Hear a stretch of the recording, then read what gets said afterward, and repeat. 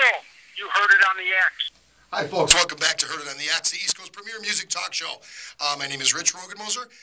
As we stated before the break, we were talking to Jonathan. Jonathan is explaining some law to us, and right now we're going to get into the actual case, and Jonathan is going to be a guest and kind of a judge. We're going to have an informal judge. Present our cases to him. Exactly.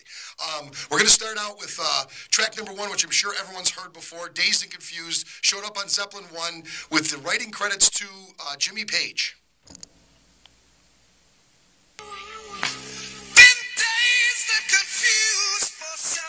It's not true. Wanted a woman, never bargained for you. Okay, that's a song everybody has heard before. Right now, we're going to listen to the original version of the song, recorded in 1967 by a fellow named Jake Holmes.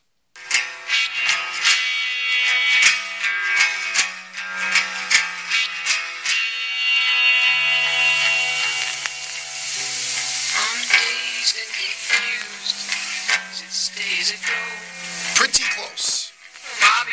Pretty close. Oh, that's not the same song? Now, here's the thing. The reason why we start out with this song, and Joshua and I have done a ton of research, there has been recently a lawsuit filed by Jake Holmes, who... the story is very interesting. The story on this particular song is very, very interesting. Jake Holmes recorded it on his album, The Above Ground Sound. I believe it was recorded in 66. In 67, it was released on his album. He was doing tours, small tours, as a support act. He supported the Yardbirds. And actually, we should, for those of you out there who don't know the history of Led Zeppelin, I'm going to give you a brief history. Jimmy Page was a studio guitar player in England. And at one point, there's no way to prove this, at one point, it was stated that Jimmy Page played in a period of time in the 60s on 60% of all the music that was recorded in England. He recorded stuff for the Kinks, for the Who, for all different kinds of bands. The Yardbirds' original guitar player was a fellow who, he's had a modest career. His name's Eric Clapton. Yep. I heard of him. Eric left the band.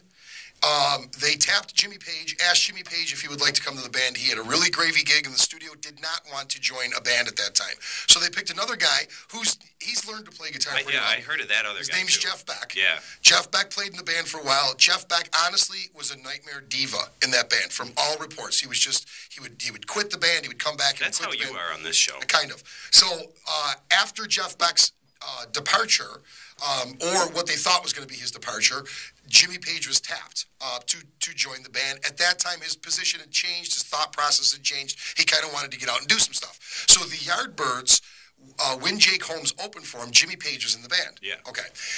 Jimmy Page and the guys in the band hear Jake Holmes perform this song. They go to, according to... They loved it. They loved the song. They loved the song, and according to an interview given by Jim McCarty, who was the drummer for the Yardbirds, they immediately went down to Greenwich Village and bought the Above Ground Sound by Jake Holmes, and worked out their own cover version, which that in and of itself isn't a bad thing. They're playing a cover of a guy's song, right, John? Yeah, the Copyright Act allows for covers of songs. And it was done live. It was never recorded by the Yardbirds, although there is a recording out there, and I'll explain to you why there is a recording out there. And if you could play track 3 for me. Could you play track 3 for me? This is where it starts getting funky. This is I'm Confused by the Yardbirds. I'm being abused and I think I should go. Come on, baby, I'm starting to crack. You're out to get me, you're on the right track. Okay. Can you play just a little bit more of that, just a little bit farther in? Okay, stop. Okay, and the reason why I had you play a little bit farther in, Matt, is if anybody who's familiar with the Zeppelin tune, that hook line... It's the same. Exactly. So Jimmy Page has already reworked it and worked what would eventually become the Zeppelin version of that song, including the little guitar hook that he puts in after the verses. Now, if you play 4, it's the same. Play 4 for me. This is once again Jake Holmes. Hanging on by a thread. I'm being abused. I get better off dead than I can't stand this tease and I'm starting to crack. You're out to get me. You're on the right track. Okay, so those lyrics are the same. The lyrics are the same. So once again, The Yardbirds were doing a cover of Dazed and Confused. Now, where it gets creepy and where it gets weird is the fact that they called theirs I'm Confused. Yeah, and they didn't credit. Anything wrong with that, Jonathan? The fact that they did that? The fact that they changed the name? They changed the title to I'm Confused, but once again, they never recorded it. It was only performed live. The only reason why there is a recording of it, and this is when things get really weird, when Zeppelin took off, and by 1970, it was pretty much figured out that Zeppelin were the new Beatles, and they were going to be the thing. To capitalize, Epic Records, I believe, wanted to release the last recorded performance of the Yardbirds, where they performed this song. Jimmy Page actually went to court and received an injunction to stop them from releasing it. They had released it. There were a couple copies out there, but they needed to get them all back. He did the same thing again in 75. The obvious reason is I'm Confused is Dazed and Confused, which showed up in Zeppelin 1, which he would probably had to answer a lot of questions on. So the fact that he changed it to I'm Confused for a live performance, once again, there's nothing really wrong with that except for ethically, correct? Well, if you do a cover, you cannot prepare what's called a derivative work. A copyright holder in the United States has a certain bundle of rights, if you will, and one of them is to prepare a derivative work. Now, if you change a song substantially, it's likely a derivative work, and you could subject yourself to copyright infringement claims.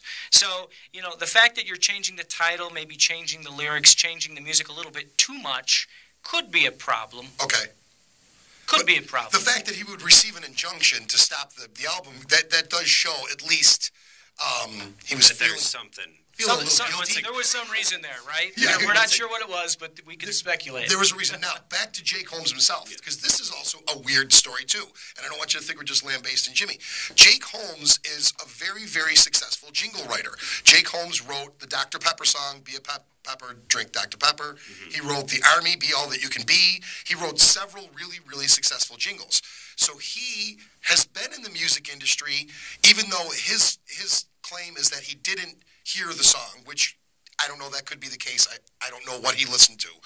But he would at least know law, correct? He would have to have contracts. He would know how things are properly done for his jingle writing business, I'm assuming. And considering how successful some of his jingles were, I would assume that he would know some of it, don't you think? An assumption, just a straight assumption. I would think that anybody who is making money in the music industry and is a professional in it would have some at least passing understanding of copyright law. If not him directly, then certainly his manager would. Somebody should have known. Yeah, exactly. Jake Holmes has just filed a lawsuit. Yes. June 2010. Against Jimmy Page, Super Hype Media, which is his production company or publication company, Atlantic Records, Rhino Records. They distribute the Zeppelin albums. So we'll keep you up to date on that. But our obvious question is, why 40 years? Why would you wait 40 years to file this? I mean, I don't know if we'll ever know the true story behind that one. I really don't. Right. You've looked at the documents that were filed, and it's your opinion, because there is a statute of limitations, there's a sunset on when you actually file a copyright claim, correct? Sure. The Copyright Act provides for a 3-year statute of limitations. The theory in the complaint is that this is a continuing violation. So if you read the complaint, and it's available online, anybody can find it, it keeps talking about during the past 3 years, Jimmy Page did this. During the past 3 years, Atlantic Records did this.